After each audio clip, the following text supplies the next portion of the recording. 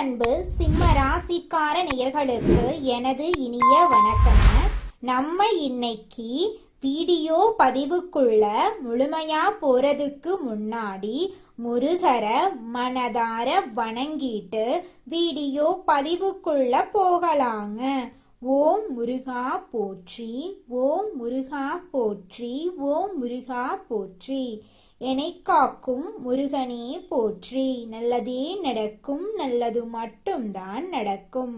இந்த ராசிக்காரங்க தைரியத்துக்கும் தன்னம்பிக்கைக்கும் பெயர் பெற்றவங்க. எந்த சூழலிலும் நேராக நின்று செயல்படும் பண்பு இவங்களோட தனிச்சிறப்பா இருக்கு. இவங்க இருக்கும் இடம் எப்போதும் உயிரோட்டமா இருக்கும். இவர்களின் பேச்சிலும் நடையிலும் ஒரு இயல்பான கம்பீரம் இருக்கும். இவங்களை பொறுத்த வரைக்கும் தான் மட்டும் நல்லா இருக்கணும் அப்படிங்கிற சுயநலமெல்லாம் கிடையாதுங்க. தன்னை சுத்தி இருக்கக்கூடிய எல்லோருமே நல்லா இருக்கணும் அப்படிங்கிற பொதுநல குணத்தோட இவங்க வாழ்ந்துக்கிட்டு இருக்காங்க. சிம்மம் ராசிக்கார நேயர்களே, 2026ஆம் ஆண்டு விசுவாசு புத்தாண்டு உங்க வாழ்க்கையில ஒரு முக்கியமான திருப்பு முனையா இருக்குங்க. இந்த புத்தாண்டுல நீங்க சந்திக்கவிருக்கும் மாற்றங்கள், சவால்கள், அதற்கான தீர்வுகளை பத்தி இந்த வீடியோல விரிவா தெரிஞ்சுக்க போறீங்க. குறிப்பா ஒரு பெண்ணின் மூலமா ஏற்பட போகும் மாற்றங்கள், அஷ்டம சனியின் தாக்கம், குரு மற்றும் ராகுகேது பயிற்சிகளின் விளைவுகள், பரிகாரங்களை பத்தி தெளிவா இந்த பதிவுல நம்ம தெரிஞ்சுக்க போறோங்க. 2026ஆம் ஆண்டு ஏப்ரல் 14ஆம் தேதி பிறக்கவிருக்கும் விசுவாசு புத்தாண்டு சிம்மராசிக்காரர்களுக்கு ஒரு முக்கியமான காலமா இருக்குங்க. இது உங்க வாழ்க்கையில ஒரு திருப்பு முனையை ஏற்படுத்தும். இதுவரைக்கும் நீங்க அனுபவித்த கஷ்டங்கள், மனவேதனைகள் அனைத்தையும் பிரபஞ்சம் அறியுங்க. உங்கள் அதிகாரமும் செல்வாக்கும் ஏன் சோதிக்கப்படுது என்ற கேள்விக்கான பதிலும் தீர்வும் இந்த புத்தாண்டுல உங்களுக்கு கிடைக்க போகுதுங்க. சிம்ம ராசிக்காரர்களின் கர்ம சக்கரம் ஒரு முக்கியமான புள்ளியை எட்டியிருக்கு.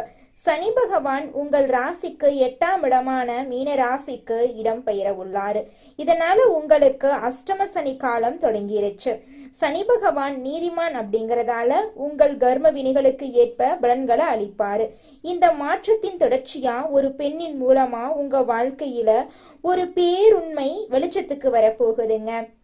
ஒரு பெண்ணின் மூலமா உங்க வாழ்க்கையில ஒரு பெரிய உண்மை வெளிச்சத்துக்கு வரதன் மூலமா உங்க வாழ்க்கையில பலவிதமான நன்மைகள் நடக்க போகுது.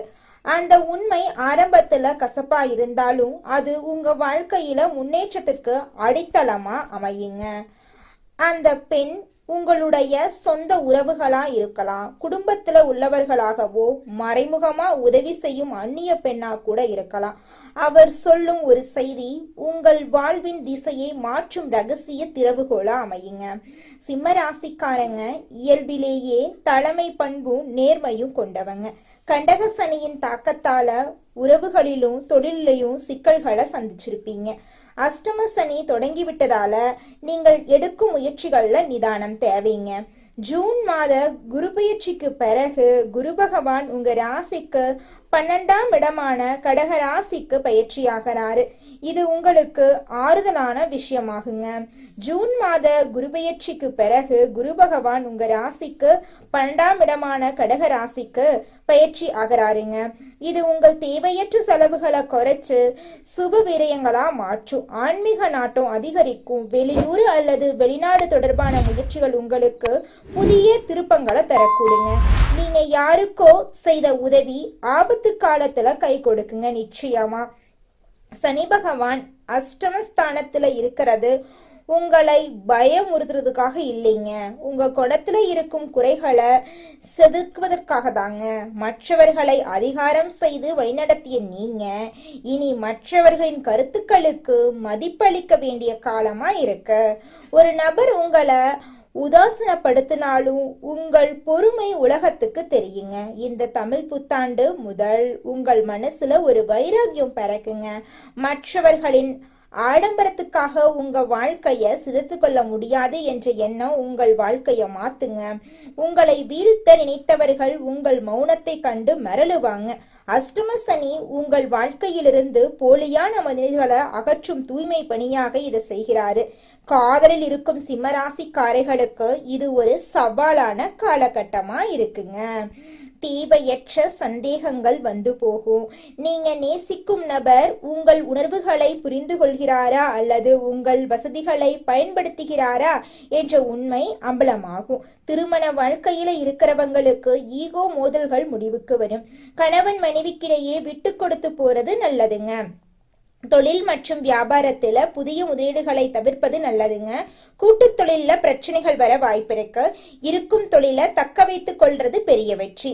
ஜூன் மாசத்துக்கு பிறகு பழைய கடன்கள் தீரும். மறைமுக எதிரிகளின் சூழ்ச்சிகள் முறியடிக்கப்படும். பங்கு சந்தை போன்ற குறுக்கு வழி முயற்சிகளை தவிர்க்கணுங்க. டிசம்பர் 5ஆம் தேதி நிகழப்போகும் ராகு கேது பயிற்சி உங்க வாழ்க்கையில ஒரு மிகப்பெரிய மாற்றத்தை கொண்டு வருங்க.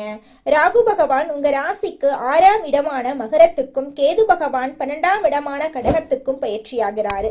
6ஆம் இடத்து ராகு எதிரிகளை வீழ்த்தும் வல்லமையும் கடன் பிரச்சனைகளிலிருந்து விடுதலையும் தரும். கேது பகவான் 12ஆம் இடத்துக்கு வர்றதுனால உங்களுடைய மனசுல ஒரு ஞானம் பிறக்க போகுது.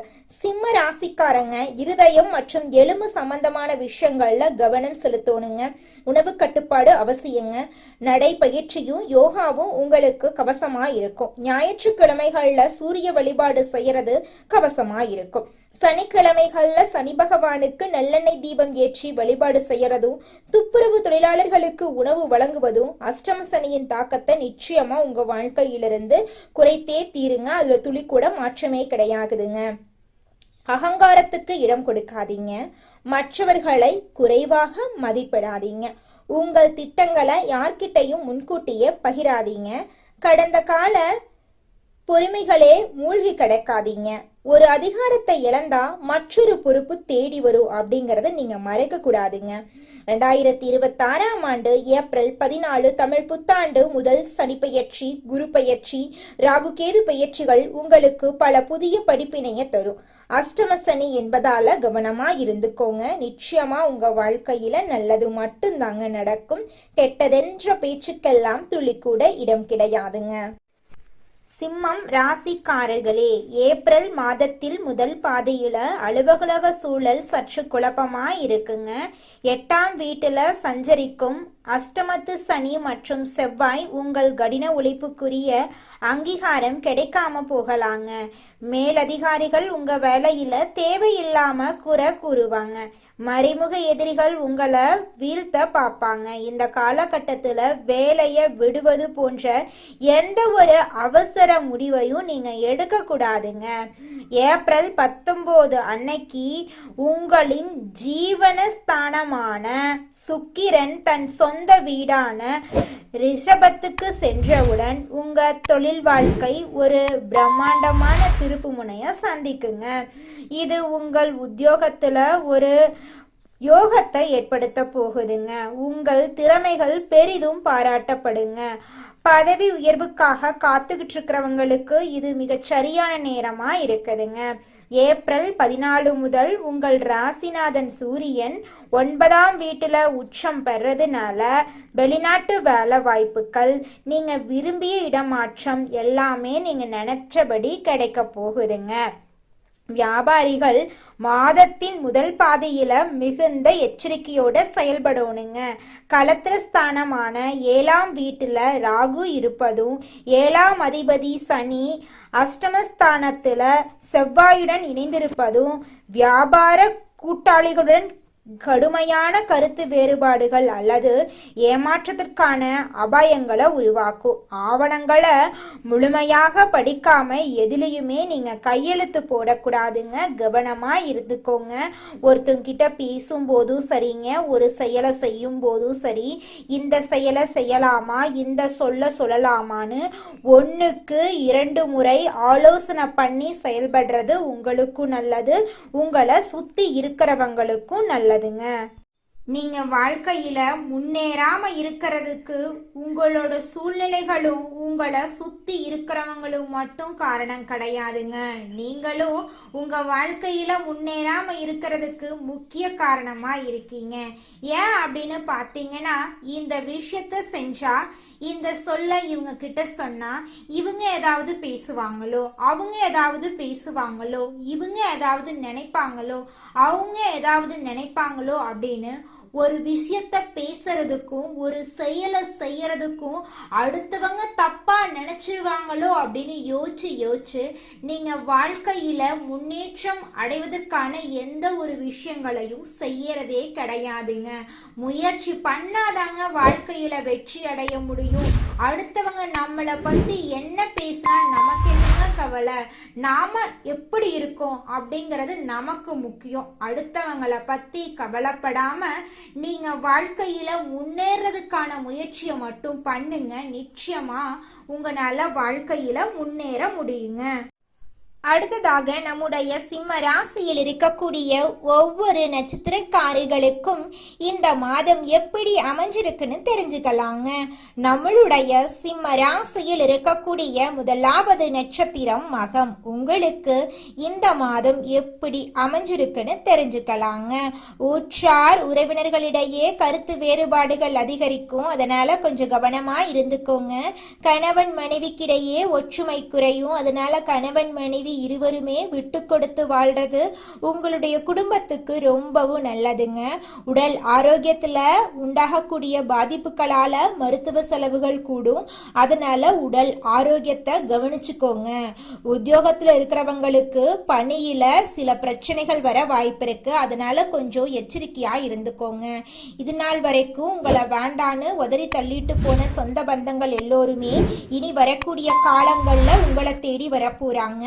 உங்க வாழ்க்கையே சொர்க்க வாழ்க்கையாக மாறப்போகுதுங்க. அடுத்ததாக நம்முடைய சிம்ம ராசியில் இருக்கக்கூடிய நட்சத்திரம் பூரம். உங்களுக்கு இந்த மாதம் எப்படி இருந்துக்குன்னு தெரிஞ்சுக்கலாங்க.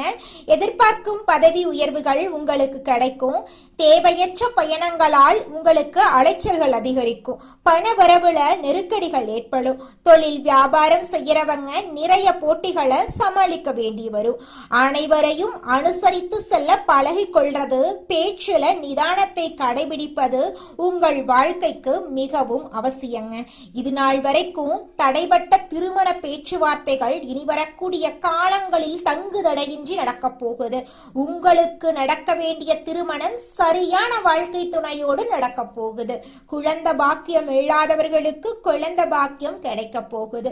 பூர்வீக சொத்து ரீதியாக இருந்த அனைத்து பிரச்சனைகளுக்கும் தீர்வு கிடைக்கும்.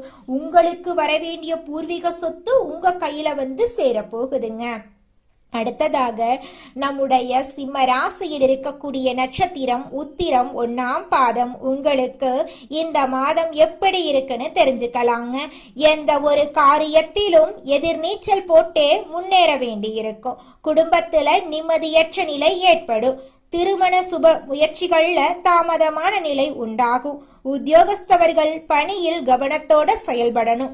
இருந்தாலும் உங்களுடைய சமயோஜித புத்தியால அனைவரையும் சமாளிக்க போறீங்க. பிரதோஷ காலத்துல சிவனை வணங்குவதன் மூலமா எல்லா நன்மைகளும் உங்களை தேடி வரும். உங்க வாழ்க்கையில இருக்கக்கூடிய தடைகள் எல்லாமே காலல் நீரா கரைஞ்சு போயிரும். நீங்க இது நாள் வரைக்கும் பணங்காசு 4-5 பேர்கிட்ட கடன் வாங்கி ஒவ்வொரு நாளையும் வாழ்ந்திருப்பீங்க. ஆனா இனி வரக்கூடிய காலங்கள்ல நீங்க 4-5 பேருக்கு பணங்காசு கடன் கொடுக்கக்கூடிய அளவுக்கு செல்வாக்குல உயர்ந்த வாழ்க்கைய நீங்க வாழ போறீங்க. நம்மளுடைய சிம்மம் ராசிக்காரங்களை பொறுத்த வரைக்கும் புதிய நபர்களை நம்புறது ரிஸ்க்குங்க. பழைய நண்பர்களை நம்புறது ஆபத்தான விஷயங்க. நம்பிக்கை துரோகம் செய்யறவங்கள ஒதுக்கி விடுங்க. அவங்க எந்த காலகட்டத்திலையும் திருந்த மாட்டாங்க. உங்களை பயன்படுத்தி கொள்ளவே நினைப்பாங்க. சிம்மம் ராசிக்காரங்க பழகும் நபர்கள் கிட்ட கவனமா இருக்கணுங்க. 90% உங்களுக்கு ஏற்ற நபர்கள் இருக்கவே மாட்டாங்க. சிம்மம் ராசிக்காரங்களே, சிம்மம் ராசிக்காரங்களுக்கு இந்த காலகட்டத்துல அலைச்சல் அதிகமா இருக்கும். கொஞ்சம் பார்த்து கவனமா இருந்துக்கோங்க. தாய் தந்தையின் ஒருவருக்கு உடல்நிலை பாதிப்புகள் ஏற்பட்டு மருத்துவ செலவு நடக்க வாய்ப்பு இருக்குதுங்க. சிம்மம் ராசிக்காரங்க சொல்வத வீட்ல உள்ளவர்கள் கேட்கறதில்ல. அவங்களோட பேச்ச அலட்சியம் செஞ்சுட்டு பின்னால கஷ்டப்பட்டு இருக்காங்க. சிம்மம் ராசிக்காரங்களை பொறுத்த வரைக்கும் தன்னுடைய வாழ்க்கையில 1000 பிரச்சனை வந்தாலும் அதை பத்தி துளி கூட கவலைப்பட மாட்டாங்க. ஆனா நெருங்கிய ஒரு உறவுக்கு கஷ்டம்னு வச்சுக்கங்க, ஓடி போய் உதவி செய்யக்கூடியவங்களா இருப்பாங்க நம்மளோட சிம்மம் ராசிக்காரங்க. நம்மளுடைய சிம்மம் ராசிக்காரங்க உலகத்தையே ஆளக்கூடிய ராசிங்க. உங்களை சுற்றி இருக்கக்கூடிய நபர்களால தான் நீங்க நினைத்த இடத்தை அடைய முடியாம தவிச்சுக்கிட்டு இருக்கீங்க. உங்களுக்கு ஏற்ற நபர் உங்க பக்கத்துல இருக்க மாட்டாங்க. கிரகங்களின் தலைவன் சூரியன் உங்களுக்கு அதிபதியா இருக்காரு. நீங்க தலைமை பண்பு கொண்ட நபரா இருக்கிறதுனால நீங்க எப்போதுமே தடுமாறுவீங்க அப்படின்னு மத்தவங்க காத்துக்கிட்டு இருக்காங்க. சிம்மம் ராசியில பிறந்தவங்க எந்த துறையில இருந்தாலும் நீங்க எப்போது தடுமாறுவீர்கள் அப்படின்னு பலரும் எதிர்பார்த்துட்டு இருப்பாங்க. உங்களை ஒன்றும் பண்ணவே முடியவில்லையேன்னு அவங்க கஷ்டப்பட்டுட்டே இருப்பாங்க. கெட்ட பார்வை கெட்ட எண்ணம் உங்களை நோக்கி வந்தாலும் அதை விட பல மடங்கு நீங்க பவர்ஃபுல்லா இருக்க வேண்டுங்க. அப்பதாங்க நீங்க வாழ்க்கையில ஜெயிக்க முடியும். இது நாள் வரைக்கும் உங்களை பெத்த அம்மா அப்பா கூட உங்க உணர்வுகளை புரிஞ்சு நடந்திருக்க மாட்டாங்க. ஆனா இனி வரக்கூடிய காலங்கள்ல உங்களோட அப்பா அம்மா உங்களை மாதிரி ஒரு பையனை பெத்ததுக்கு என்ன புண்ணியம் பண்ணனே தெரியல அப்படின்னு சொல்லுவாங்க. அந்த அளவுக்கு உங்க வாழ்க்கையில பல விதமான நன்மைகள் நடக்க போகுதுங்க. ஏங்கம்மா நீங்க வேற நல்லது நடக்குன்னு சொல்லி காமெடி பண்றீங்க. எங்க வாழ்க்கையில எங்கம்மா நல்லது நடக்குது? நாங்க வாழ்றதே பெரிய விஷயமா இருக்குது. நீங்க வேற ஏங்கம்மா அப்படின்னு நீங்க நினைக்கிறது எனக்கு புரியுதுங்க. வாழ்க்கையினா இன்ப துன்பங்கள் கலந்துதாங்க இருக்கும். என்ன உங்க வாழ்க்கையில இது நாள் வரைக்கும் துன்பம் மட்டும்தான் இருந்துச்சு. ஆனா இனி வரக்கூடிய காலங்கள்ல இன்பம் மட்டும்தான் இருக்க போகுது. உங்களோட வாழ்க்கையே அருமையான வாழ்க்கையாக மாறப்போகுது. இனி வரும் காலங்கள்ல உங்க வாழ்க்கையில இன்பம் அதிக அளவுல நடக்க போகுதுங்க. உங்க வாழ்க்கையில மேலும் நல்லதெல்லாம் நடக்க நீங்க செய்யக்கூடிய பரிகாரம் என்னன்னு பாத்தீங்கன்னா, உங்க வீட்டுக்கு பக்கத்துல இருக்கக்கூடிய விநாயகர் ஆலயத்துக்கு போயிட்டு விநாயகர் கிட்ட உங்க வாழ்க்கையில இருக்கக்கூடிய நிறை குறைகளை சொல்லிக்கிட்டு வாங்க. கூடிய விரைவில் உங்க வாழ்க்கையில இருக்கக்கூடிய அனைத்து பிரச்சனைகளும் காணல் நீரா கரைஞ்சு போயிரும். உங்களுடைய எண்ணம் போல உங்க வாழ்க்கையில நல்லது மட்டும்தாங்க நடக்கும். கெட்டதுங்கிற பேச்சுக்கெல்லாம் துளி கூட இடம் கிடையாதுங்க. நன்றி, வணக்கம்.